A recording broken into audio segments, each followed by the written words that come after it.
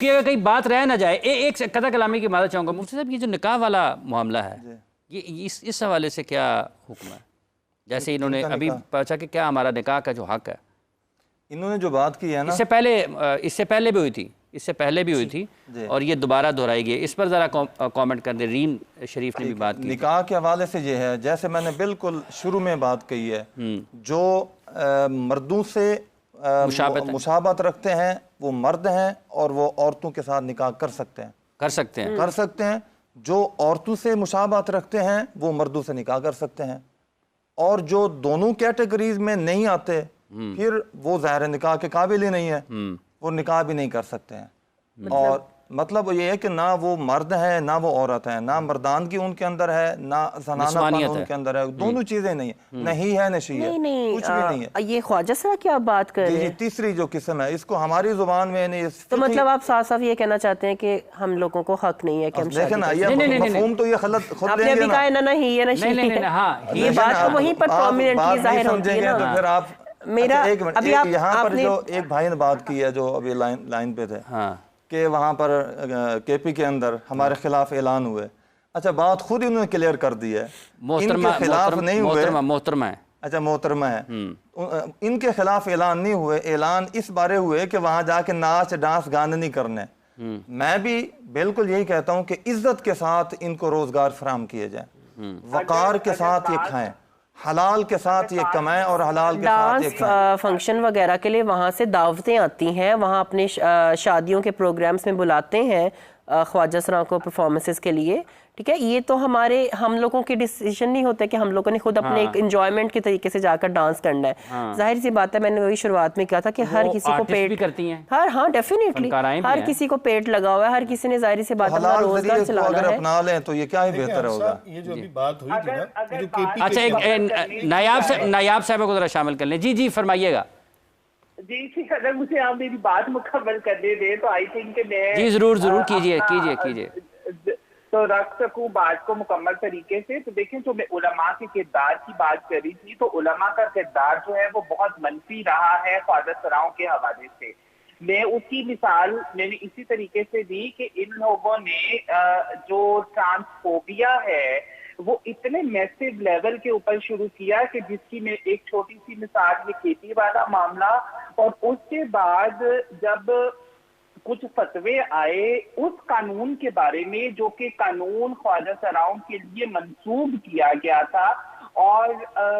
جو ہے وہ خواجہ سراؤں کے حقوق کی جو تحفظ کر رہا تھا، اس کے اندر انہوں نے کہا کہ نہیں جو اصل کے لیے وہ نقصان دہ تھا، نقل کے لیے وہ صحیح تھا۔ تو میں یہ پوچھنا چاہتی ہوں جو یہاں پہ علماء موجود ہیں کہ کیا تعلیم کا حق جو ہے وہ کسی کے خلاف تھا؟ روزگار کا حق جو ابھی یہ ایڈوکیٹ کر رہے ہیں وہ کسی کے خلاف تھا؟ وہ کون سی ایسی چیز تھی جو کہ کسی انسان کے انسانیت حقوق کی خلاف ورزی تھی؟ پھر دوسرے نمبر کے اوپر میں یہ بات پوچھنا چاہتی ہوں کہ جب یہ جرگہ ہوتا ہے تو جرگہ ان معاملات کے تو اوپر ہو جاتا ہے کہ آپ نے خواجہ سراؤں کو اگر نچوایا یا آپ نے کوئی شادی کا فنکشن کروایا تو ہم آپ کا نہ جنازہ پڑھائیں گے نہ ہم آپ کا شادی کے نکاح پڑھائیں گے۔ تو اس بات پہ جرگہ کیوں نہیں ہوتا جب خواجہ سرا خیبر پختونخوا کے اندر قتل ہوتے ہیں؟ اس بات کے اوپر جرگہ کیوں نہیں ہوتا جب خواجہ سراؤں کے اوپر تیزاب گردی کے واقعات ہوتے ہیں؟ اس بات پہ جرگہ کیوں نہیں ہوتا جب خواجہ سرا کمیونٹی کے شناختی کارڈ بند ہو جاتی ہے یا خواجہ سرا کمیونٹی کو برے القابات میں؟ آپ کو بھی تیزاب کا حملہ آپ پر بھی ہوا تھا، یہ بھی آپ بھی اس سے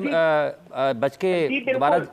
میں بالکل، میرے جسم کے اوپر میرے چہرے کے اوپر ابھی بھی تیزاب کے کارڈ موجود ہیں، لیکن میں یہی پوچھنا چاہتی ہوں کہ جب مفتی صاحب یہ بات کر رہے ہیں اچھا جب کوئی زیادتی ہوتی ہے یا ناانصافی ہوتی ہے اس پر جرگہ کیوں نہیں ہوتا، یا اس پر آپ کا جو سوال ہے وہ یہی ہے؟ جی مفتی صاحب، جب کوئی تکلیف کا سامنا کرنا پڑتا ہے یا جب زیادتی ہو جاتی ہے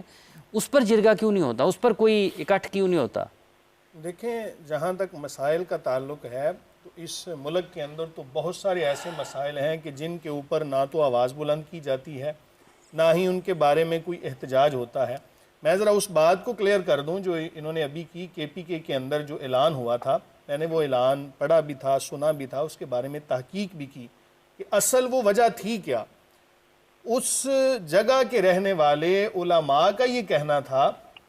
کہ جس شادی بیاہ کے اندر کوئی ڈانس وغیرہ کی رسم ہوگی یا کوئی بھی ایسا معاملہ کہ جو شریعت کے منافی ہوگا تو ہم وہاں پر ان کا نکاح نہیں پڑھائیں گے، اور یہ اس وجہ سے نہیں پڑھائیں گے تاکہ یہ جو غیر شرعی معاملات ہیں یہ رک جائیں۔ اب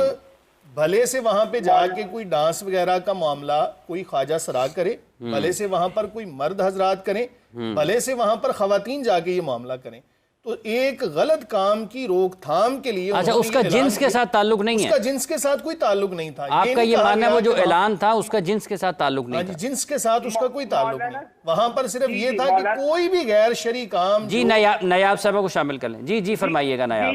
جی مولانا صاحب دیکھیں کہ میں جو علماء کی کردار کی بات کر رہی ہوں اس میں واضح طور پر ٹرانسجنڈر افراد کا نام استعمال کیا گیا، اور اس کے علاوہ اگلے دنوں ایک جو تقریر جو ہے وہ وائرل ہوئی، ہماری بہت اچھی جو ہے وہ